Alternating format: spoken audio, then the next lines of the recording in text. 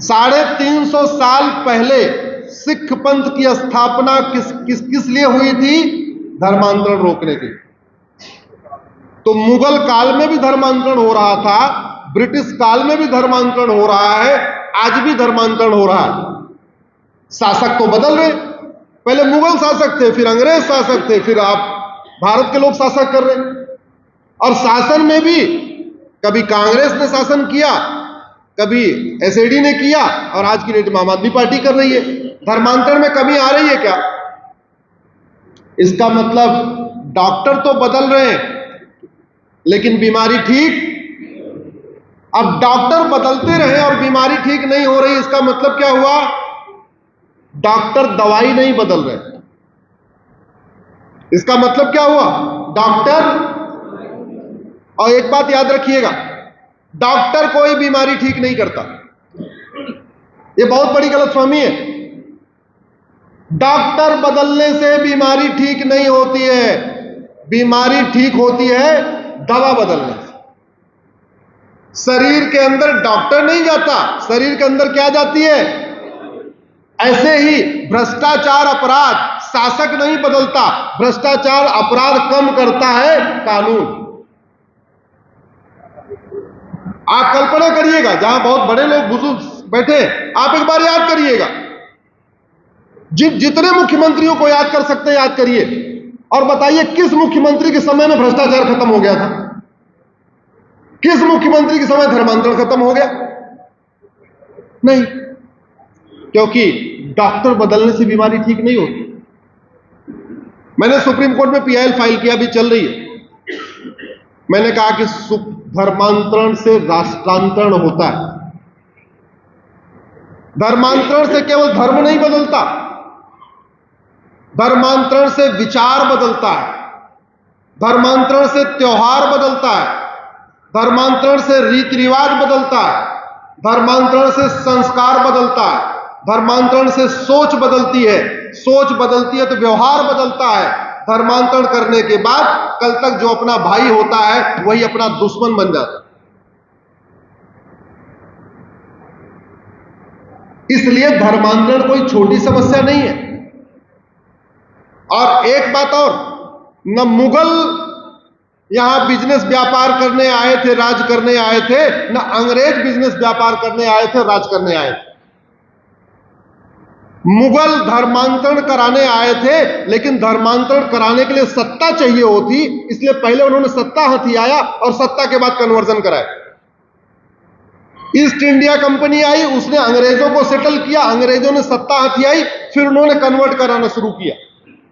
अगर मुगल धर्मांतरण कराने आए होते, अगर मुगल शासन करने आए होते, तो एक बार अगर राज शासन मिल गया तो शासन करते रहते, फिर मंदिर क्यों तोड़ते, फिर जनेऊ क्यों उखड़वाते, फिर कन्वर्ट क्यों करते? तो मुगल यहां पे शासन करने नहीं आए थे, मुगल यहां धर्मांतरण कराने आए थे। वही हालत ब्रिटिश का भी रहा। यह हमें झूठा इतिहास पढ़ाया गया कि वो भी राज करने आए थे, वो भी राज, ना, दोनों राज करने नहीं आए थे। दोनों का अल्टीमेट टारगेट था भारत के लोगों को कन्वर्ट करना। अब दुर्भाग्य आप देखिए, दोनों चले गए, हमारे वाले शासन में आ गए, इसके बाद भी धर्मांतरण नहीं रुका। धर्मांतरण हमारी एकता अखंडता के लिए खतरा है। धर्मांतरण अपने आप में एक इनडायरेक्ट वॉर है, अप्रत्यक्ष युद्ध है। धर्मांतरण एक ऑर्गेनाइज क्राइम है। यहां अधिवक्ता कितने बैठे हुए? अधिवक्ता बंधु बैठे हुए? आप बैठे हुए। धर्मांतरण राष्ट्रीय सुरक्षा के लिए खतरा है कि नहीं? जोर से बोलिए जरा। और जो राष्ट्रीय सुरक्षा के लिए खतरा होता है, उसके लिए हमारे पास एक कानून है, उसको कहते हैं नेशनल सिक्योरिटी एक्ट, एनएसए बोलते हैं उसको। लेकिन राज्य सरकारें, यूपी के अलावा और कोई भी राज्य सरकार धर्मांतरण कराने वाले मिशनरियों और जिहादियों के खिलाफ एनएसए का यूज ही नहीं कर रहे। धर्मांतरण देश की एकता अखंडता के लिए खतरा है। जो देश की एकता अखंडता के लिए खतरा है, उससे निपटने के लिए हमारे पास एक कानून है, उसको यूएपीए कहते हैं, लेकिन आपकी पंजाब में कभी आज तक धर्मांतरण कराने वाले मिशनरियों और जिहादियों के खिलाफ न एनएसए लगा न यूएपीए लगा।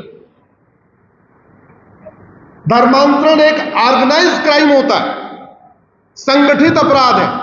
एक व्यक्ति नहीं करता, कई लोग मिलकर करते हैं। कोई लिटरेचर उपलब्ध कराता है, कोई जगह उपलब्ध कराता है, कोई पैसा उपलब्ध कराता है, कोई और कुछ उपलब्ध कराता है, कई लोग मिलकर करते हैं। और जो अपराध संगठित रूप से किया जाता है, ऑर्गेनाइज तरीके से किया जाता है, उसके निपटने के लिए हमारे पास एक गैंगस्टर एक्ट है। लेकिन पंजाब में आज तक किसी भी धर्मांतरण कराने वाले मिशनरी और जिहादी के खिलाफ गैंगस्टर एक्ट नहीं लगा। धर्मांतरण एक वेजिंग वॉर है, इनडायरेक्ट वॉर है। धर्मांतरण के जरिए डेमोग्राफी बदली जाती है, और यही काम तो मुगल भी कर रहे थे, धर्मांतरण करा के डेमोग्राफी बदल रहे थे। यही काम अंग्रेज किए, कन्वर्जन कराया, डेमोग्राफी बदली, और यही काम आज भी हो रहा है।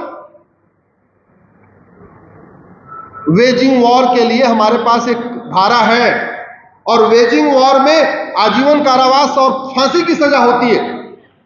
लेकिन पंजाब में आज तक कभी वेजिंग वॉर की धारा लगाई नहीं गई, आज तक लगी नहीं। और जब लगी नहीं तो धर्मांतरण रुकेगा कैसे? अगर बुखार बढ़ता है तो डोज बढ़ाया जाता है कि नहीं बढ़ाया जाता? जोर से बोलिए जरा। अगर बुखार कम होता है तो 500 mg की दवा दी जाती है। बुखार थोड़ा ज्यादा होता है तो 650 mg वाली दवा दी जाती है, पैरासीटामोल। अल्टीमेटली बीमारी अगर ज्यादा होती तो डोज बढ़ाते चले जाते। यहां गुरुओं की धरती पे धर्मांतरण होता जा रहा है, सारे जिलों में धर्मांतरण हो रहा है, लेकिन दवाई की डोज नहीं बढ़ाई जा रही है। दवाई की डोज बढ़ाना छोड़ो, जो दवाई है वो भी नहीं लगाई जा रही है।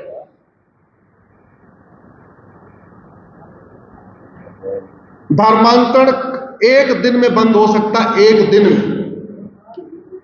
मैं आज पंजाब की धरती से दोनों हाथ उठा के कह रहा हूं, कल से पंजाब में धर्मांतरण हो जाएगा। पंजाब की सरकार एक कानून बना दे, जो धर्मांतरण कराएगा 100% प्रॉपर्टी जब्त करेंगे, नागरिकता खत्म करेंगे, आजीवन कारावास, फांसी देंगे। कल से धर्मांतरण रुकेगा कि नहीं रुकेगा? जोर से बोलिए जरा। और कानून बनाने की कोई लागत है क्या?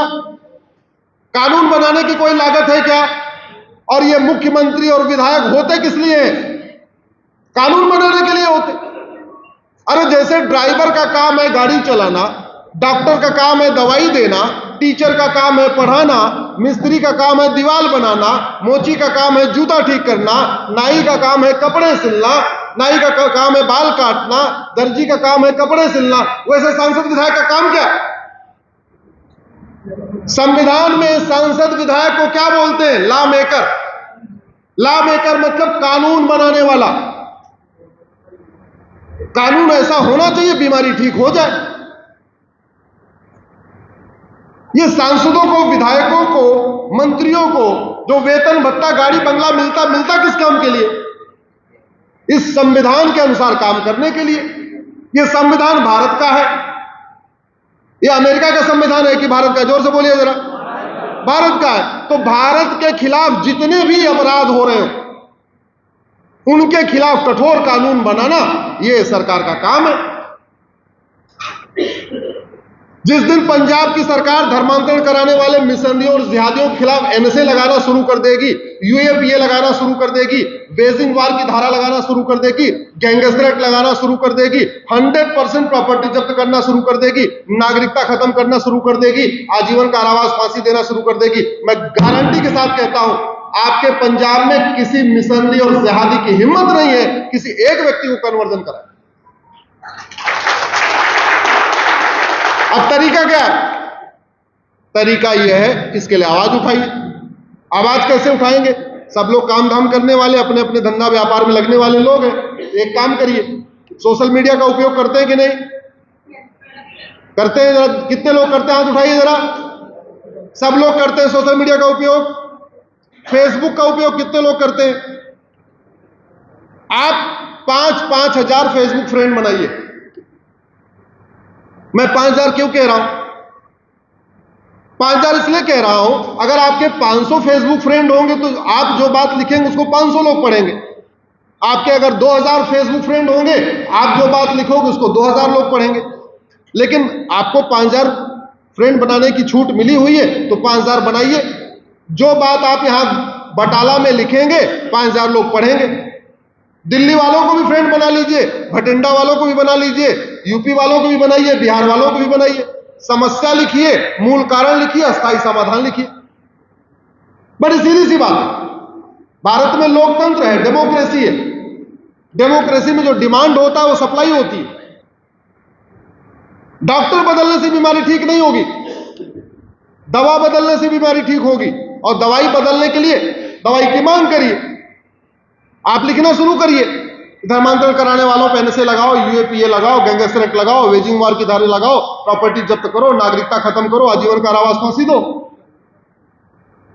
रुक जाएगा धर्मांतरण, अदरवाइज धर्मांतरण नहीं रुकेगा।